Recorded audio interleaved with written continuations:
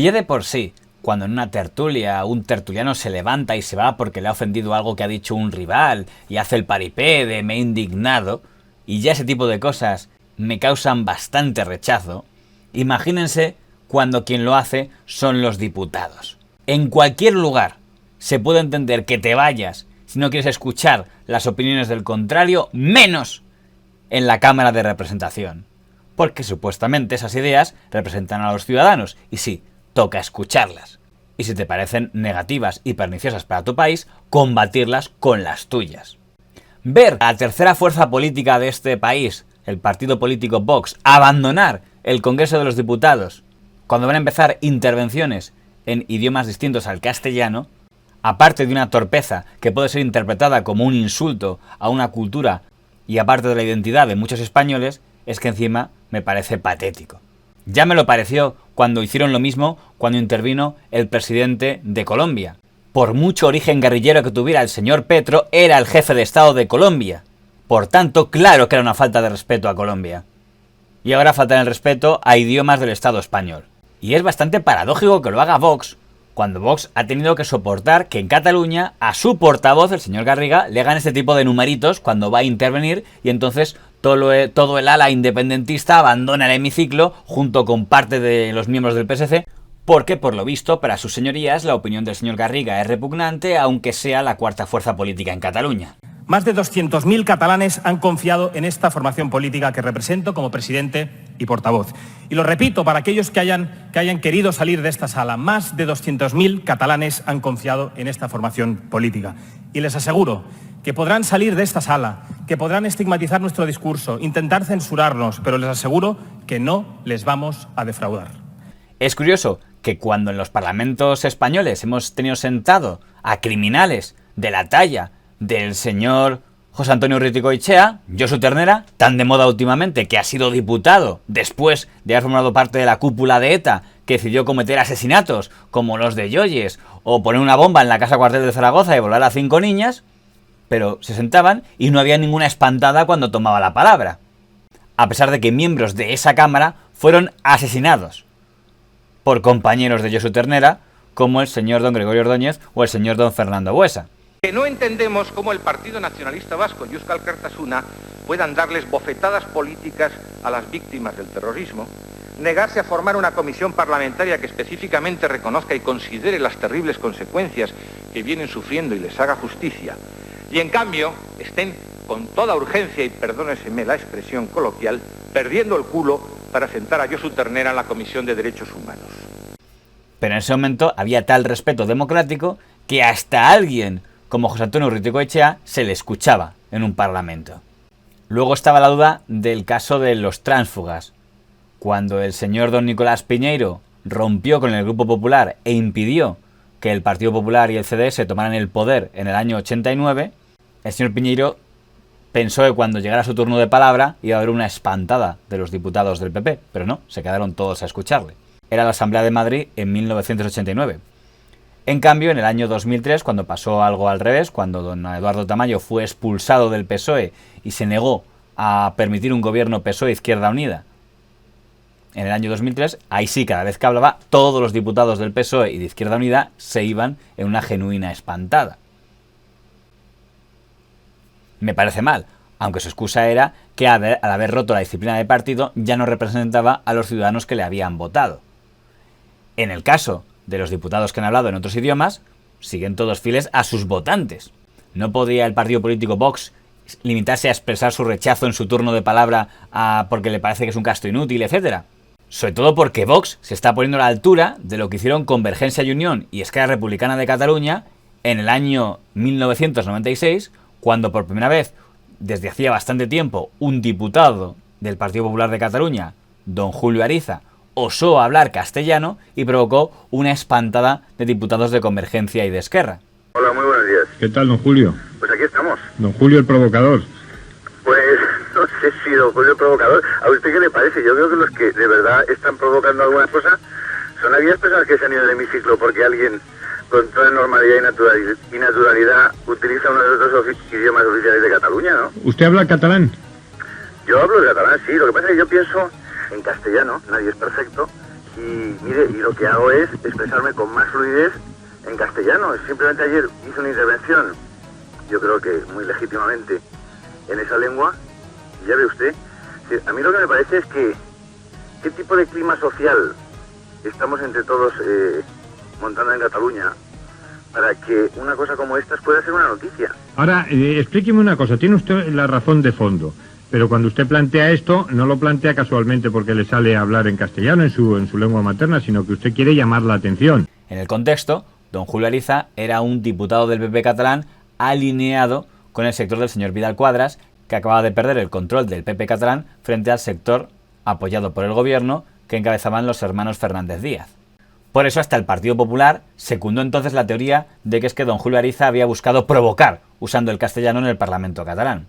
¿Qué pensó cuando se levantaban los diputados de Convergencia, Unión y de Esquerra y se marchaban? Pues me dio una enorme tristeza, la verdad. Yo no salía de mi asombro, insisto, es que... ¿Y qué pensó cuando los diputados del PP dijeron que era una provocación? Bueno, yo sinceramente eso yo no lo he escuchado, A mí ningún diputado del Partido Popular me ha dicho semejante cosa. Yo me resisto a pensar que puede haber un compañero mío... Sí, lo han dicho a algunos medios y hoy lo recogen. Pues la verdad, ¿qué quiere que le diga? Es decir, No, dígame. Estamos ya en el disparate, ¿no? Y en el disparate absoluto. Es decir, insisto que para mí lo más importante es ¿dónde estamos, no? Es decir, que alguien me lo explique, porque si hablar en castellano es una provocación, es que ya no entiendo nada. Pero a usted el avispero que se ha desencadenado lo ha pillado completamente desprevenido. ¿No se imaginaba que a lo mejor pasaba algo así?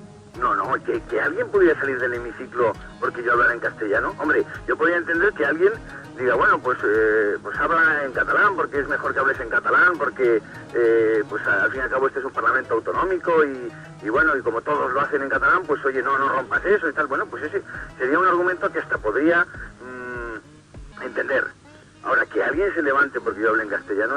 Hay que tener en cuenta que en aquel momento, año 1996, Convergencia y Unión era el aliado a nivel nacional del Partido Popular. José María Aznar era presidente del gobierno gracias a los votos de Convergencia y Unión, esos que se iban cuando se hablaba el castellano en el Parlamento catalán. Y por eso no había ninguna intención de la derecha española de hacer mucho ruido en aquel momento. Es más, en las tertulias de aquella época había tertulianos que podríamos considerar cercanos al gobierno y hasta casi interlocutores del gobierno, como don Pedro J. Ramírez, que ya defiende en 1996 que se use el catalán en el Congreso y en el Senado de España. El catalán no es lengua oficial en el resto de España. Sí, pero dicho sea esto, yo sería partidario de que en el Senado y en el Congreso, quien quisiera, sobre todo en un debate sobre autonomía, se pudiera expresar en catalán. Usted es partidario de Babel. No. ¿Y entonces por qué no en francés o en inglés o en otras No, lenguas? porque el catalán es una lengua oficial en una parte del mundo. Es el mismo don Pedro J. Ramírez que esta mañana ha dicho esto. Yo creo que porque son medidas reaccionarias en la medida en que dificultan el entendimiento propio de los parlamentos, no lo facilitan. Y son además, y muy especialmente en el caso del Congreso de los Diputados, medidas teatrales, de alguna manera la representación de una farsa, porque ¿en qué idioma van a hablar? ¿Van a utilizar los pinganillos también en los pasillos? ¿También en el bar? ¿También cuando se encuentren en los urinarios? ¿En qué idioma hablaron Puigdemont y Ortúzar el otro día? Yo creo que la obsesión de los nacionalistas por imponer su identidad a través también de la falacia de que en Cataluña, en el País Vasco o en Galicia hay una única lengua propia, pues obedece a una ideología identitaria, excluyente y por eso extraordinariamente reaccionaria. Y la izquierda está haciendo el ridículo a la hora de avalar este tipo de planteamientos. Yo sería partidario de que en el Senado y en el Congreso, quien quisiera, sobre todo en un debate sobre autonomía, se pudiera expresar en catalán. Se le puede comprar el argumento de que efectivamente si todos los diputados saben perfectamente hablar castellano, porque el gasto de los traductores y de los pinganillos, Pero lo curioso es que en el año 96 hasta decían que lo de los pinganillos era bueno porque daba puestos de trabajo. Si hay algún día que Pilar Rola, como símbolo, quiere hablar en el Parlamento, como símbolo, un día, que hable y que se respete. A eso exactamente es a lo que yo me estaba refiriendo. Pero que sea consciente de que el 90% de los diputados no la entienden. Pero no la puede pedir, no lo puede pedir cuando sus compañeros de partido se levantan, cuando los que hablan uno de los dos idiomas de Cataluña. En el Senado se debería poder utilizar con regularidad las lenguas de las comunidades, puesto que el Senado es la Cámara de las Eso autonomías. sí, porque además quedaría puestos de trabajo en los traductores simultáneos, etcétera. Mire, yo es que realmente he tenido una vivencia personal muy intensa respecto a la realidad de Cataluña, porque he vivido largas temporadas en Barcelona y conozco muy bien el nivel de convivencia y de naturalidad con que, incluso cuando el idioma catalán era perseguido, la sociedad real perfectamente aceptaba y admitía, y se empezaba una conversación en un idioma y otra persona contestaba en el otro y se mezclaban las dos lenguas y todo era extraordinariamente natural. Hay quien dirá que es incoherente y hay quien dirá que es muy coherente, en el sentido de que siempre es la línea de lo que le interesaba al Partido Popular, que en el año 96 le interesaba llevarse bien con los puyolistas y en cambio en el 2023 le interesa votar que no para presentar a don Pedro Sánchez como el vendido a los nacionalistas / independentistas. Por cierto, no es aplicable a todos los tertulianos que estaban en aquel momento en ese programa, porque había dos que muy claramente se posicionaron en contra, que eran don Federico Jiménez Los Santos y don Jaime Capmany, a los que quedó claro que aquello de pactar con los nacionalistas catalanes no les gustaba demasiado. Hay yo creo que cuando habla del fariseísmo es verdad, no es una minoría, una ínfima minoría, porque cuando la presión de lo político sobre la vida social es tan grande como todos los nacionalismos, no Jordi Pujol, que en ese caso no es peor que otros, sino que la presencia del Estado, de la administración es tan enorme en la vida pública, en la vida corriente, pues claro, es que es la universidad, es que es la escuela, es que es la administración pública, son las oficinas, no es solo el Parlamento de Cataluña. Pero es que muy pocas horas antes las juventudes de CiU pidieron el separatismo clarísimamente de Cataluña de España. Eso no es el modelo. Y eso no motivó que el señor Aznar dijera que o callaban a esos señores o rompía los pactos.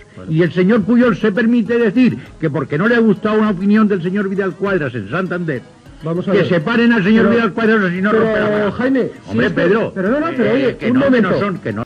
En todo caso, enhorabuena, si el modelo de Vox era imitar a la actitud de los diputados de Convergencia y de Esquerra del año 96, pues a la perfección les ha ido.